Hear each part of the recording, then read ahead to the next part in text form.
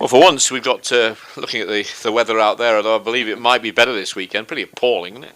Yeah, it's not very nice, is it, at the minute? But we're going to have a practice match on the ground today, and have a look at a couple of different formations, and see how people are shaping up for the weekend.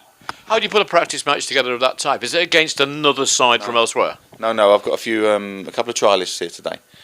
People coming in and having a look at. So it's important to get, when we haven't got a reserve side, and obviously it's very difficult to arrange games for every week. So no, we've got a healthy squad. I don't advocate tough tackling in training anyway. So you can't do anything with injuries, can you? So we've got a couple of boys out as well. Carl Nix is out, and obviously Luke Graham's gone down with this sickness bug as well this morning, which is another blow that we don't really need, to be honest. So are they likely to miss the weekend? Carl Nix definitely. He turned his ankle on the training ground last week. It's the fifth one training ground, which it's not healthy. That it's too many, because we've not had an injury since I've been here through training. So it frustrates the life out of me, if you want. And Luke's got this sickness bug, so I've just spoken to him and told him to stay away today, and hopefully it might only be a 24-hour thing. If not, we've got a bit of a dilemma, to be honest. That can be quite a problem, can't it? I mean, in today's world of people talking about things like swine flu and things like that, for a football club, it can be a real problem. As the first sign of something, do you say stay away? Oh, 100%. Yeah, I mean, the boys are honest. I know the lads. They're not going to tell me they've got something they haven't. You try and understand it, but it's one of those situations you've got to deal with, and it seems in the last 6 weeks we're having to deal with a lot of equations that sort of been thrown at the club and at myself, and I'm pleased we've come through it healthily, but likewise you just want a clean bill of health inside the club. It just seems to come, just as you might be saying, I can count them all up now, we've got far more available, and then it just 1, 2, 3, suddenly gone. Yeah, it does, and it tests you as a person, but I'm a very positive man, and we'll deal with it, and obviously, hopefully he'll come through with, hopefully he'll feel better in the morning. If you can find a positive in something like that, isn't it that other players suddenly get a chance and therefore play out of their skins to try and keep their place when they get there? Yeah, that's always the case. You actually ask that in the mindset is obviously, this is an opportunity for somebody else. I said centre half position was always going to be the one that was going to be the hardest one to fill, because we haven't, Naylor's out on loan, and Jones got injured, so they're not an ideal situation. So we hope that we don't have to throw Luke in at the deep end, or obviously bring another loan sign in. I don't really want to bring a loan sign centre half in unless I have to. But it does beg the question that the words "I have to." It just begs that question, doesn't it? Yeah, it does if necessary. But say I can't go to Eastbourne with only one centre half. And you're looking at the option then. Yeah, if I have to. Obviously, I just spoke to the chairman, and obviously, these are things seems to be. It's just strange how it can throw itself up, but if there's no pun intended there, by the way.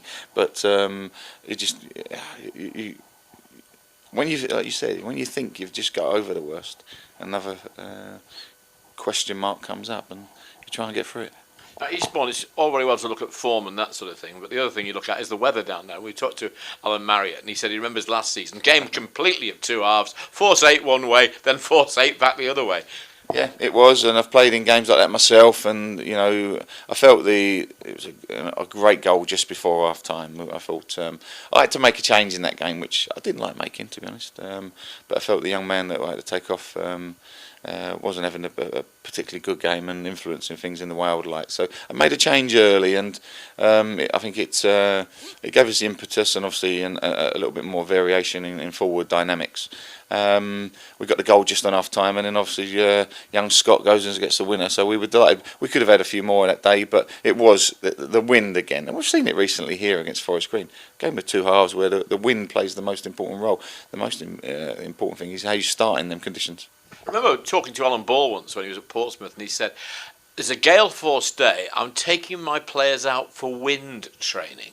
Now, I thought, what on earth is that? And in Ball's, bless him, squeaky voice, he said, if you're going to play in these type of conditions regularly, you should train and know what to do in those conditions. 100%. You have to manage it, and you have to play in it, so why wouldn't you train in it? I mean, you're not going to set up a crossing session on them type of days, but because the wind can change at any moment.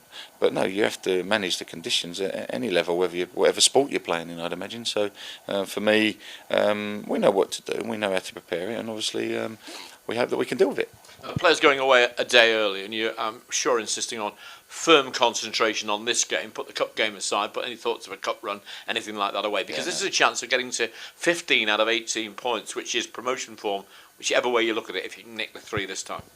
We're going down there. Well, it's time to up the ante, and I'm going to say that to all my players this weekend.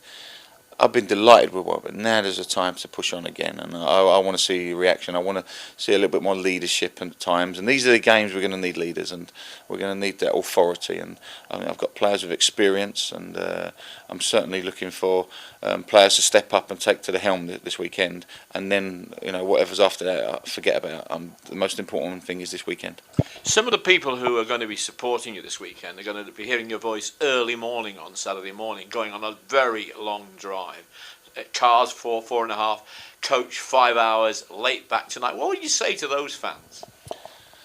Enjoy the day, safe journey, but likewise I'm grateful for the support. I mean, last weekend at Altrincham, I've said it before, and it was a feisty encounter, whatever else. But the support we had there was absolutely tremendous, and I think I've got the belief in them supporters that they'll be there. Whether they were there last year in the conditions. I remember a few of them stood behind the dugout with me for 5 minutes and telling me where they'd had a beer and enjoyed their lunch. But the most important thing was that we went home with the 3 points, and I can still remember them clapping the boys off at the end. We hope to emulate that, and I'm grateful for their support. David Holdsworth, Mobile Army. Let's hope so. But Mansfield Town's Mobile Army, I'd say.